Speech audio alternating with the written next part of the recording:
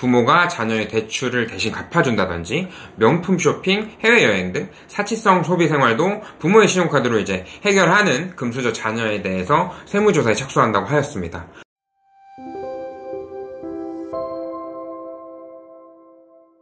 안녕하세요. 시원한 세무사 박정현입니다. 오늘은 많은 분들이 궁금해하는 용돈이나 생활비, 축의금 증여에 대해 한번 알아보겠습니다.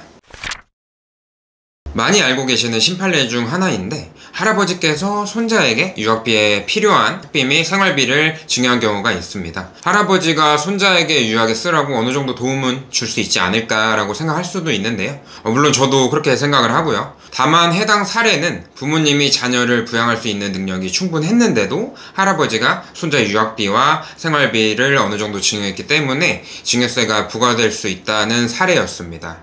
이렇듯 용돈이나 생활비라는 부분이 증여세가 부과되지 않는다, 부과가 된다, 이렇게 딱 단정 지을 수 없는 부분이 있습니다. 만약 자녀가 실질적으로 경제력도 없는 상태에서 부양 의무가 있는 부모가 학비나 학자금, 생활비를 증여한다고 하면은 증여세를 부과하기에는 좀 어렵겠죠? 만약 자녀가 직장 생활을 하는데도 부모로부터 생활비를 받는다든지 해당 생활비를 좀 모아서 특히 재산을 형성한다든지 이렇게 되는 경우에는 충분히 증여세를 부과할 수 있습니다.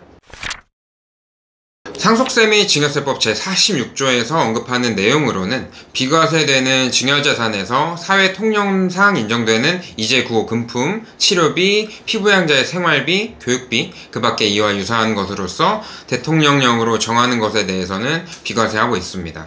마찬가지로 시행령을 따라가 보면 학자금 또는 장학금, 기타 이와 유사한 금품이나 기념품, 축하금, 부의금, 기타 이와 유사한 금품으로서 통상 필요하다고 인정되는 금품에 대해서 비과세하고 있습니다. 그렇다면 사회통념상 인정할 수 있는 금액은 어느 정도 될까요? 납세자분들은 종종 얼마까지 생활비인가 축의금인가에 대해 의문을 좀 품겠는데요. 생활비를 얼마라고 특정 지을 수는 없습니다. 왜냐하면 소득에 따라 실질적으로 쓰게 되는 생활비가 달라지기 때문이죠. 하루에 적게는 10,000원을 생활비로 쓰시는 분이 있을 테고 50,000원을 쓰는 분들도 있을 거고 더 많이 쓰는 분들도 있을 테니까요. 그래서 명백하게 자산을 형성한 경우를 특정을 해서 과세관청에서 증여세를 좀 부과하고 있습니다. 자산을 형성한다고 한다면 주택이나 토지 등 이제 부동산을 취득하다든지 정기예금이나 적금으로 활용을 하게 되면은 해당 생활비를 자산 형성에 기여했다고 볼 수 있습니다. 매달 생활비로 200만원씩 부모님께 받는 자녀가 있다고 보겠습니다.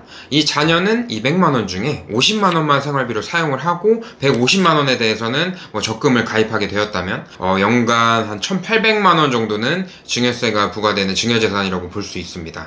그렇다면 축의금은 어떨까요? 축의금 같은 경우는 앞서 언급했다시피 비과세되는 증여재산 중에 하나입니다. 다만 주의해야 할 부분은 본인의 지인으로부터 받는 축의금에 대해서만 비과세가 된다는 것인데요.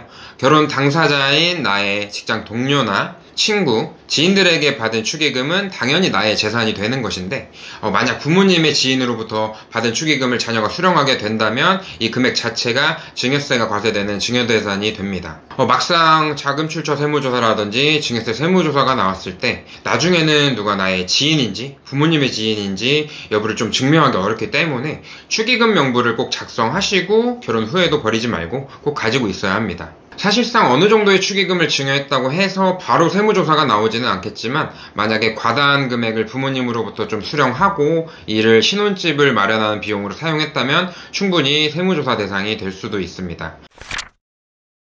그리고 통상 필요하다고 인정되는 혼수용품이라고 해서 금액은 딱히 정해두고 있지는 않은데 과세관청에서는 혼수용품이라 함은 일상생활에 필요한 가사용품에 제한을 하고 있으니까 호화사치용품이나 주택, 차량 등을 포함하지 않는 것으로 보고 있습니다.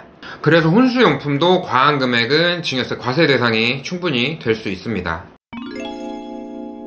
많이 쓰시는 방법 중에 직장에 다니는 자녀에게 이제 신용카드를 하나 주고 생활은 부모님의 신용카드로 하도록 하고 자녀의 월급은 매월 저축을 하는 형태가 많이 보이죠. 해당 저축된 소득을 바탕으로 부동산을 취득하는 경우에는 당연히 증여세가 과세됩니다. 국세청에서도 이런 편법 증여를 주기적으로 세무조사에 착수하게 되는데 2022년 2월에 올라온 보도자료를 참고하면 부모가 자녀의 대출을 대신 갚아준다든지 명품 쇼핑, 해외여행 등 사치성 소비 생활도 부모의 신용카드로 이제 해결하는 금수저 자녀에 대해서 세무조사에 착수한다고 하였습니다.